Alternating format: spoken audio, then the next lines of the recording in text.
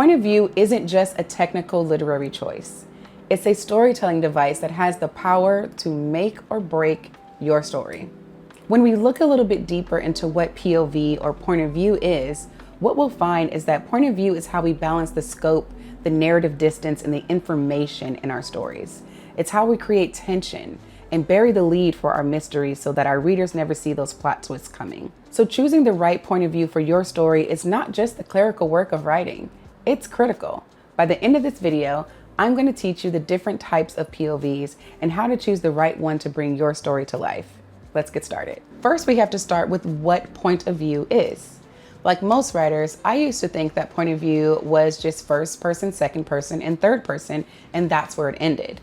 But now I understand that point of view has less to do with the person or the character in your story and more about the narrative perspective of your story. And that's exactly what point of view is. It is the narrative perspective of your story. It's who's telling your story and how they're telling it.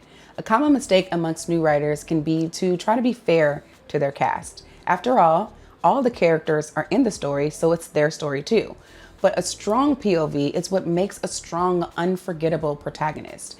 If everyone has an opinion and everyone has a perspective, then it can confuse readers early on who to care about and why they care. No matter how many characters you have in your story, a great story always belongs to one character, and essentially everything and everyone points back to that character and their experiences. It's important to remember that point of view isn't just about what a character sees, it's also about how they feel. It's about what they think and how they judge the people and the events in the world that you've created for them. That glimpse into a character's inner world, that is what creates an unforgettable experience for your readers. Now let's talk about the 3 ways to craft the perfect POV for your story. When it comes to point of view, there are 3 main ways to go about writing them. Let's call them the big 3. There's first person perspective, second person perspective, and third person perspective. Of all the perspectives on this list, first person perspective has to be the most familiar. It uses I and we. I went to the coffee shop with my friend and we had coffee together. It's popular amongst the romance genre because it yields itself to a high intimacy perspective narrative. It doesn't allow for too much space between the reader and the character, allowing the reader to feel as if they could be the character themselves. Now, this is not like second person perspective, which we'll learn about in a minute, but the relatability that a reader gets from first person perspective comes through the deep and intimate knowledge that they have of the character's thoughts and emotions. First person perspective provides a narrative that makes the intimacy available to the reader, but the reader still gets to opt into that. Unlike second person perspective, where you are simply told that you are the character. First person is also great for deeply emotional arcs, stories with lots of humor and comedy, romance, and unreliable narrators. Another strength of writing in first person perspective is that it makes it easy for you to manage information for your readers, because your reader will only know what your character knows. This can make it easy to build on tension and surprise your readers with unexpected drama and plot twists. But some of the things you might want to watch out for when writing in first person perspective is the overuse of filter words like I saw, I felt, I heard. This can lead to lack of world details and too much inner dialogue. Overall, first-person POV is great for balancing emotional arcs, managing information, and creating a strong bond between your character and your readers. Second-person perspective is not widely used, but it still has its place in different writing styles. Second-hand perspective speaks directly to you as the reader. And even though second-person perspective is not a go-to point for most writers, it can create a sense of immediacy by placing the reader directly in the story and immersing them in the emotional arc that writer has created. It may also be a great stylistic choice for choose your own adventure stories or even things like writing a story-driven RPG game. But when measured against first person and third person by readers, they tend to lean away from second person, saying that it takes them out of the story and the prose just feel unnatural. So keep that in mind if you want to write a story in second person POV. Now let's talk about third person POV. Third person point of view has 2 distinct styles. There's third person omniscient and third person limited. Each of these styles both use he, she, and they when describing the characters in your story. He walked to the market where she waited for him, and they went on an epic quest together. It also allows readers to have narrative distance from your characters, especially in omniscient third person. It gives the readers a bird's eye view of your entire world and all the characters in it.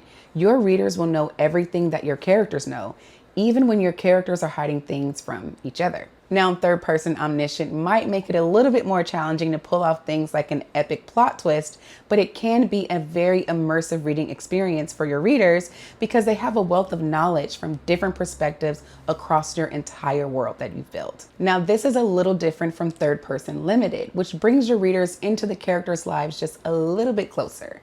It's a great style for writing multiple POVs in one story because it allows you to focus on one character and their emotional arc without leaving the other experiences out. Third person limited is going to be great for balancing a big cast, especially if you want to give each of those characters a deepened and emotional arc. But no matter what style you choose, if you have a big story and lots of interesting characters to tell it, third person point of view is going to help you balance scope and world building. So now for the big question. How do you know which POV is going to be right for your story? Sometimes it's hard to tell which one comes first, the point of view or the protagonist, because essentially your story will become about the person narrating it, and your readers will experience your story from that very specific perspective. So choosing the right story to represent the world that you have put together, it is a big decision. But there's no need to crumble under that pressure because the good news is that decision isn't permanent. Not yet anyway. Choosing the right POV comes down to asking yourself the right questions about scope, about narrative distance, and about information. And then experimenting with what you find until you find something that fits. For scope, you can ask yourself, whose journey are we going to follow from beginning to end? And how big is the world and timeline that I need to cover throughout my story? These two questions can help you understand how many set of eyes you might need to show readers the world that you've built. They can help you answer the question of whether you need one person's point of view or multiple. For example, a small town romance with two love interests can benefit from just one POV, but an epic fantasy romance might need two set of eyes for a story happening across multiple kingdoms. Now, for narrative distance, you might want to ask yourself, do I want my readers to feel like they are inside the head of my characters, or do I just want them to observe them? Will my story be more about the internal conflict or the external actions of my characters, or a balance of both? Do I want the tone to be reflective or personal, or maybe even cinematic? These questions can help you clarify what style best suits your story best. For example, if you want a story that feels epic and cinematic, but you also want people to feel like they're inside the head of your characters, then maybe something like third person limited would be a great choice for you to deepen those emotional arcs and also build out an epic world. And for balancing information, ask yourself, what do you want readers to know versus discover as they read your story? Are there any secrets that you, the writer, are keeping from the readers to reveal at the perfect time? And whose perspective has the most potential to create tension and expose the biggest emotional truths?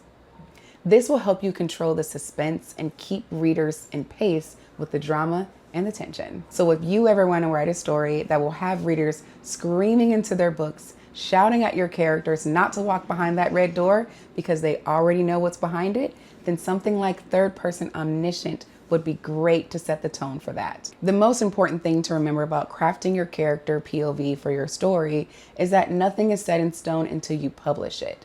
If a point of view is not working, then you can always change it or even mix it up. With all the pressure to be a good writer, we can forget sometimes that creativity gives us a license to experiment. For example, most epic fantasies are written in third person past tense, but Rebecca Yarros debuted Fourth Wing in present tense first person. She brought the readers into the intimate emotional life of her main protagonist and built a well-loved world around her perspective.